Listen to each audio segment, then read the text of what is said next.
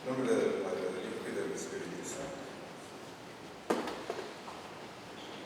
Los invitamos a que este próximo sábado va a haber una actividad en la cafetería de la escuela con diferentes tipos de actividades de formación de las 10 de la mañana a las 4 de la tarde en la cafetería este próximo sábado. Pues en este mundo hay todo tipo de gente y por eso no nos debe extrañar que hay quienes vivan al margen de la realidad divina, olvidándose que Dios no solo nos ha dado la vida, sino que se ha hecho hombre y muerto por nosotros, y que desea que nos llamemos hijos de Dios. Y Dios quiere nuestro amor. No puede estar satisfecho con ninguna otra cosa.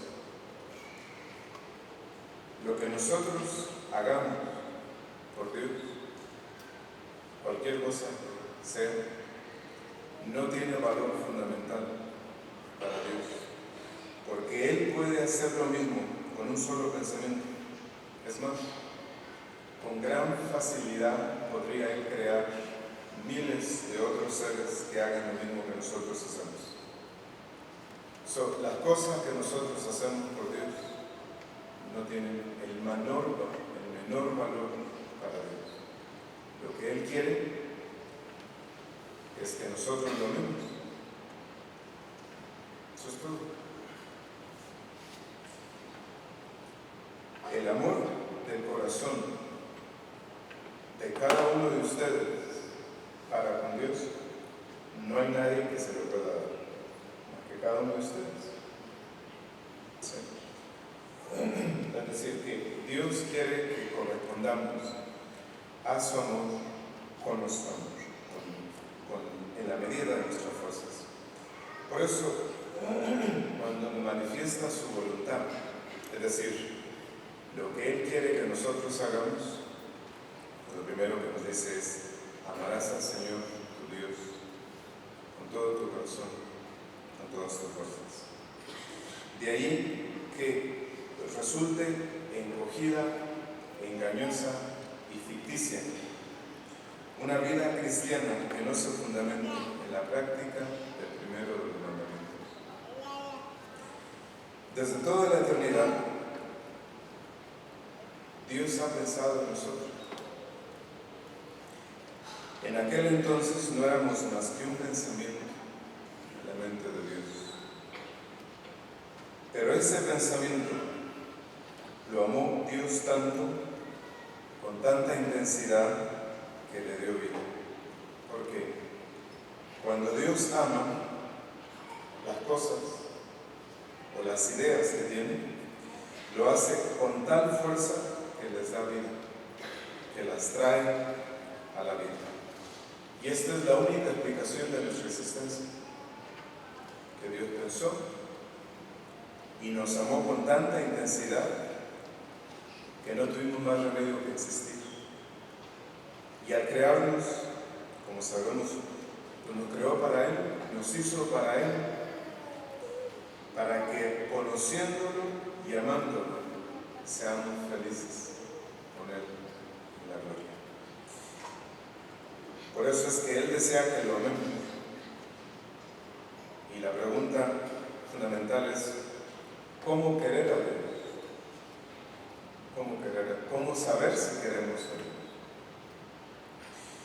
En un primer lugar, los filósofos dicen que no se puede amar lo que no se conoce.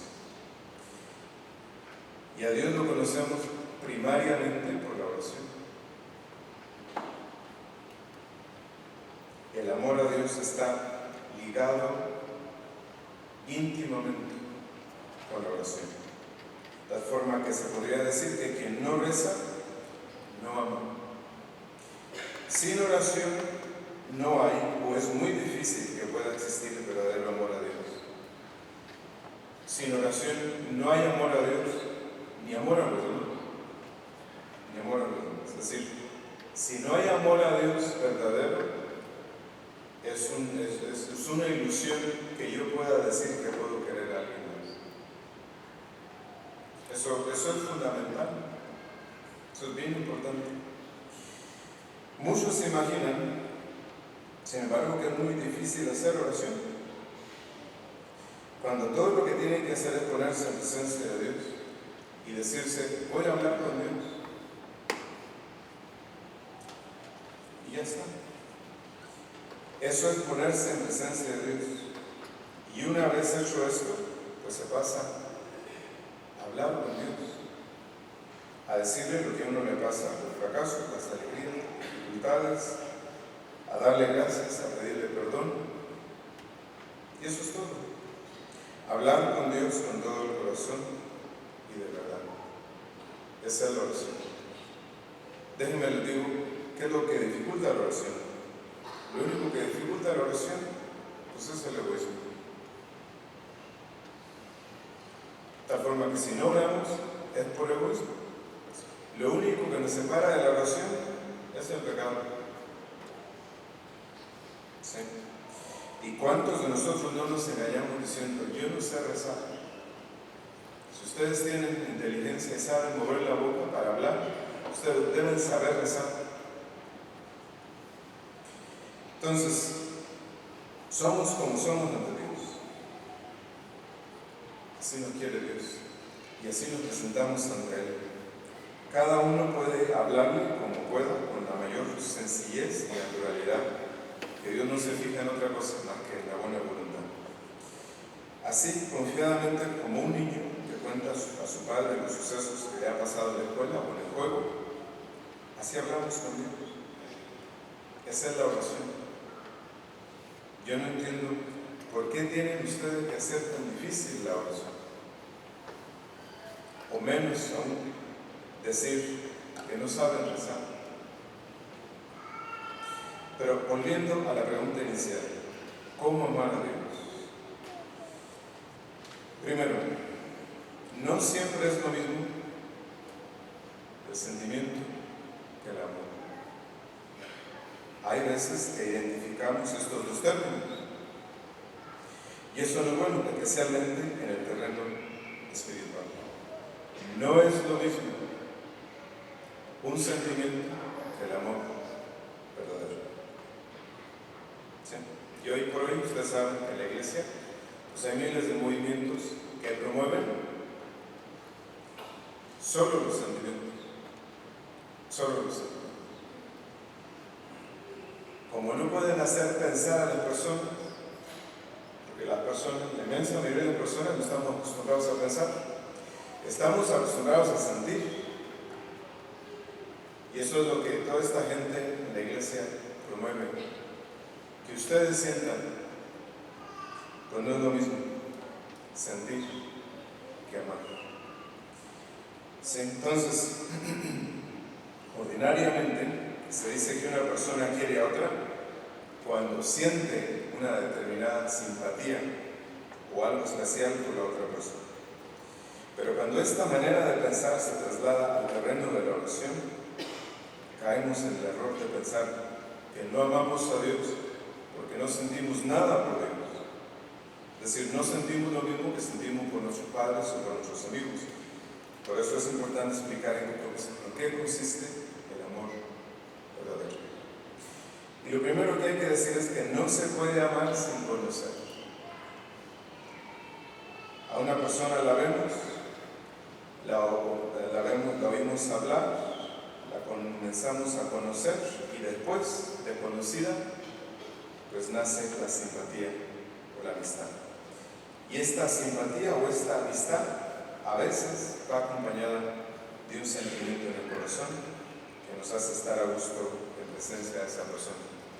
Y por eso todo el mundo cree que en eso precisamente, en el bienestar del corazón, que en eso consiste el amor verdadero. De tal manera que si no se siente, piensan que no aman.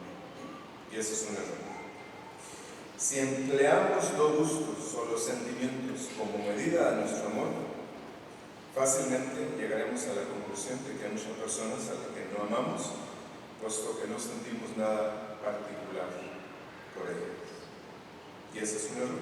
Entonces, no se puede confundir el amor con los sentimientos. Entonces, ¿dónde está el amor? ¿Cómo sabemos si amamos o no a Dios? El amor está en la voluntad. El amor está en la voluntad. Es con la voluntad con la que se quiere a las personas. Por lo tanto, es la voluntad lo que hay que mirar para saber si se tiene o no se tiene amor a Dios, no a los sentimientos. Por ejemplo, puede haber personas que creen que aman muy poco a Dios, sin embargo, descubren que le aman sobre todas las cosas, porque, por ejemplo, no quieren ofender a Dios. Y ese es un amor verdadero, aunque no vaya acompañado de ningún sentimiento. En otras palabras, por encima de lo que uno sienta o de lo que deje de sentir, está lo que se quiere. Y es a ese querer a lo único que de verdad se le puede llamar amor verdadero. Entonces, es con las decisiones de la voluntad con las que podemos darnos cuenta si amamos o no amamos a Dios. Cuando le digo a Jesús que no quiero volver a cometer cierto pecado, lo estoy queriendo, porque mi voluntad está dispuesta a no caer en el mismo error. Es decir, mi voluntad está dispuesta a conformarse con la voluntad de Dios. Eso es querer a Dios.